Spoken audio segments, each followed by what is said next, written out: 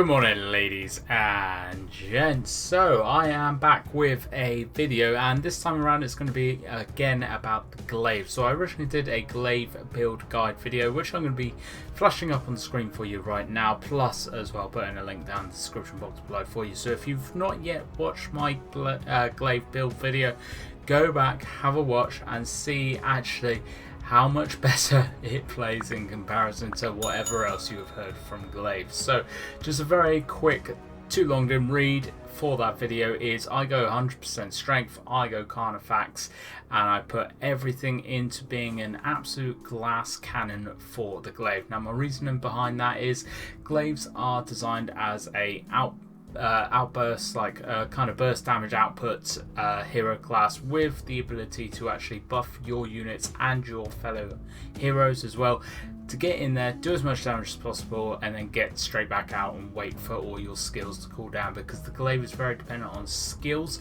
It's single attack damage. It's not the greatest in comparison to some other classes. You also do have a couple, or you have a couple of horse skills as well, which you are not reliant upon as much as say the spear, but if you utilize these skills well in the full strength build, you do a serious amount of damage, and actually in conjunction with all your other skills, if you combo them right, you can pretty much take down any hero, it doesn't matter what armor class, in one rotation of your skills. If you manage to crit them, if you manage to hit them from behind, if you manage to get yourself into a position where actually you're going to be doing the most damage that you can. Now, I often get asked, what is the point of going a medium armor Glaive if you can go heavy armor? Why don't you put any points into armor? And I wanted to make this video to prove the reasons why you need to go full strength Glaive in medium armor, because I've said this so many times on my stream the last few months that actually I thought a video about it just to demonstrate the reasons why you should not be going 100% armor or heavy armor for the Glaive. Is how you want to play Glaive. You want to go 100% strength, you want to go Carnifex for those additional buffs in skills as well. So I played a couple of sieges, and even though I've always vouched for 100% strength, I tried to stay as unbiased as possible. I tried to give the 100% armor build as best a chance as I could. Now I actually changed my armor from the Carnifex to the Guardsman. I put all of my points into armor as well, so I was fully decked out armor wise. And although I knew there would be a difference in the damage output from actually attacking and using my skills, I did not realise how significant that damage decrease was until I actually started playing. Now, yes, I did survive probably 2 or 3 seconds in sustained melee longer than my full strength Glaive. However, the damage output was so significantly less than my 100% strength Glaive that that 2 or 3 seconds literally did not help me in any way, shape or form. I had to stay in sustained melee to actually do like any damage at all, and I ended up getting killed more often as 100% armor than I do as 100% strength. That is not intentionally getting myself killed, that is exactly the same playstyle, actually focusing on trying to buff my hero, my units, fellow heroes around me as well, and actually relying on them to do the damage. Honestly, I was shocked, to be fair. I was absolutely shocked about how bad a 100% armor Glaive is. Now you could go hybrid, you could go 50% strength, 50% armor, but again that goes against the point of actually how the class is designed. The class is designed as a burst damage output, proper damage dealer against heroes, and depending if you use an Arc of Steel as well, the spinny attack against units as well.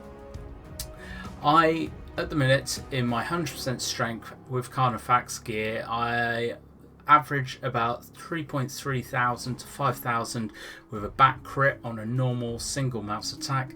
I average about 1k to 2k a normal hit from the front on an armored target with my single mouse click, and I average about 15,000 for a crit ult as well. So that is the Flying Reaper ult, and my average is about 15,000 damage to any hero.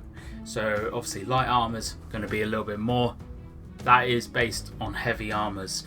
Now, to be really fair to the armor class, I actually tested this against one of my friends called Kane, who was in the house and helped me along with this video, and actually I was gobsmacked, absolutely gobsmacked by the significant decrease in damage from the Glaive output, totally negating the whole idea of the Glaive unit, and actually it makes the whole class pointless, totally and utterly pointless. Just because you can wear heavy armor does not mean you should be wearing heavy armor.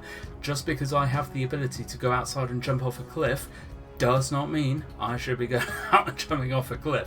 Think of it that way.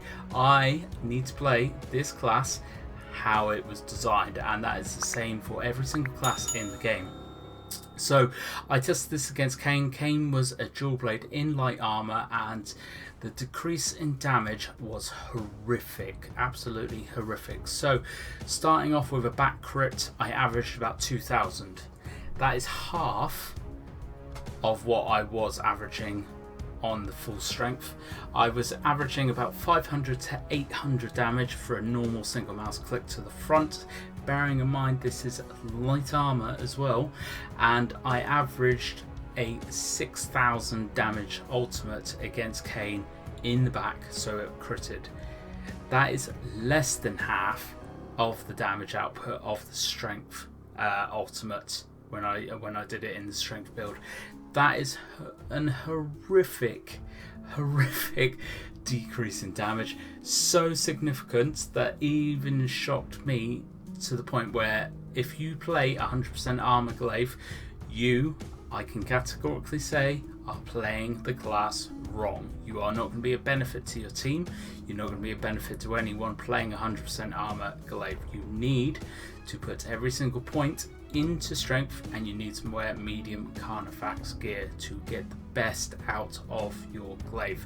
Give it a go, see what you think, and give it a few matches. Now just remember, you are going to be a little bit squishier, but like I said, it's literally like 2 or 3 seconds extra you get as a full armor Glaive. Just think, I need to get in there, do my rotation of skills, get straight back out, wait for that rotation to cool down again. In that time you can heal up, you can sort your units out, you can position yourself so you're actually going to go into the flank or the rear of your enemy, so you can outburst a load more damage. Honestly, you will put down any single hero, heavy, medium or light armor, in one rotation of skills if done it right in the 100% strength and medium armor Glaive. 100% armor and heavy armor Glaive, you will not even put a light armor hero down in your rotation of skills. That is how much decrease of damage there is. It is horrific. Like I said, you are no benefit to anyone playing the class as 100% armor. If you want to play a tank class, go and play a tank class. Glaive is not designed to be a tank. They have no tank skills. They are not designed to be a tank. Just because they can wear heavy armor does not mean they should be wearing heavy armor. Go and play a tank class like Longsword, Swordshot, a class with tank skills which can actually survive in sustained melee and be useful to not only the team but all the units and heroes around them as well. Make sure you are thinking about how a class is designed, and make sure you are actually playing that class as it is designed. Don't go against the grain, don't try and play it some type of different way. Even though you can, doesn't mean you should. Honestly, go and try 100% Glaive, 100% strength Glaive with Carnifex gear for that additional buff to your damage as well.